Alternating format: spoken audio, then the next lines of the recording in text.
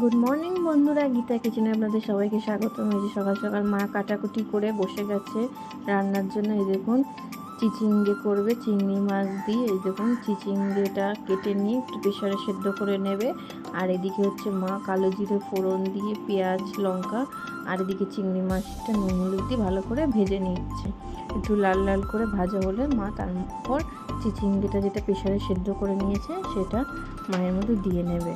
একটু হালকা সেদ্ধ করে নিলে পরে খেতে বেশ নরমও হয়, টেস্টও লাগে। আর তারপরে মা এর মধ্যে নুন হলুদ অল্প চিনি সব কিছু দিয়ে ভালো করে নেড়ে চেড়ে নিয়ে ঢাকা দিয়ে দেবে। দিয়ে তারপরে এই যে দেখুন কী সুন্দর গলে গেছে, আর খেতেও খুব সুন্দর হয়েছিল। এর আগের দিনও মা করেছিল, কিন্তু একটু যেহেতু প্রেশারে দেয়নি বলে একটু মনে হচ্ছিলো কাঁচা কাঁচা লাগছিলো, সেই জন্য মা আজকে প্রেশারে দিয়েছে। আর খেতে খুব সুন্দর হয়েছিল। আর দেন তারপরে মা সব কাটাকুটি করে আমাকে রেডি করে দিয়েছিল। দিয়ে আমি আলুটা লাল লাল করে ভেজে তুলে নিলাম।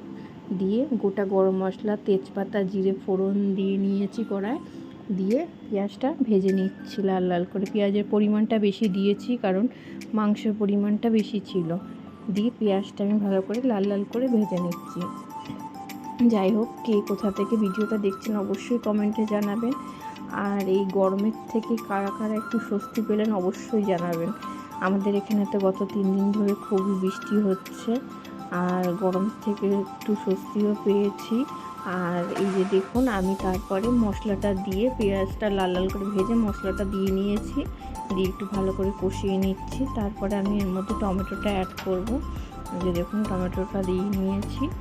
তারপরে আমি এর মধ্যে যা মশলা নুন হলুদ তারপরে ধনে গুঁড়ো জিরে গুঁড়ো তারপরে হচ্ছে কাশ্মীরি লঙ্কার গুঁড়ো সব কিছু দিয়ে ভালো করে মশলাটা আমি কষিয়ে নেব।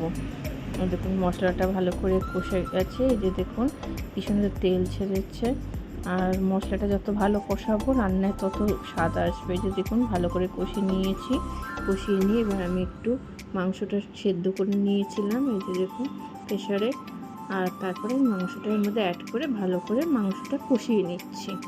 এই যে দেখুন মাংসটা বার করার পর দেখলাম যে আর একটু সেদ্ধ হবে, সেই জন্য আমি ভালো করে ভালোভাবে কষিয়ে নিই তারপরে আবার প্রেসারে দেবো। এই যে দেখুন আমি একটু কড়াই ভালো করে কষিয়ে নিলাম। আর এই দেখুন আমার কর্তামশাই যে পিসগুলো খেতে ভালোবাসে সেই পিসগুলোই নিয়ে এসছে। আর এই যে দেখুন আমার কর্তামশাই খুব ভালো মাটনটা কেনে। এই যে দেখুন কী সুন্দর পিস নিয়ে এসছে। আর সত্যি কথা বলতে গেলে আপনাদের দেখে মটনটা কীরকম মনে হচ্ছে যে রান্নাটা কেমন হয়েছে। আর আমি কিন্তু একদমই মটন খাই না, আর টেস্টও করতে পারি না, কারণ হচ্ছে খাই না বলে।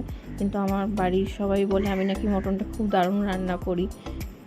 নুন হলুদ ঝাল একটা রান্না করতে গেলে তো টেস্ট করে দেখার প্রয়োজন আছে, সেটা আমি কিছুই টেস্ট করতে পারি না, কিন্তু তাও বলে সব কিছু একদম পারফেক্ট। এই যে দেখুন কী সুন্দর কালারটা এসছে। এই যে আপনাদের কার কার ভালো লাগছে দেখে মাটনটা একটু অবশ্যই জানাবেন। আর এই যে দেখুন কী সুন্দর পিসগুলো নিয়ে এসছে। মাংসর কোনটা কী পিস আমি ঠিক জানিও না, খায় যেটা সেটাই রান্না করে দিই। আর এই যে দেখুন আমার শাশুড়ি মা হচ্ছে ডাল ভিজিয়ে রেখেছিল দই বড়া করবে, সেই জন্য এই যে দেখুন মা প্রথম করলো এটা ট্রাই বাড়িতে। এই যে ভেজে নিয়ে মা এগুলো জলের মধ্যে দিয়ে তুলে নিয়েছিল। আর এই যে দেখুন আর সে খেতে সত্যি খুব সুন্দর হয়েছিল। এই যে তারপরে আমি এটাকে ভালো করে গার্নিশ করেছি। এই যে দেখুন দইয়ের সঙ্গে কিছু মশলা দিয়ে। আর হচ্ছে এদিকে মা একটা তেঁতুলের চাটনি করেছিল, চাটনিটাও খুব অসাধারণ হয়েছিল।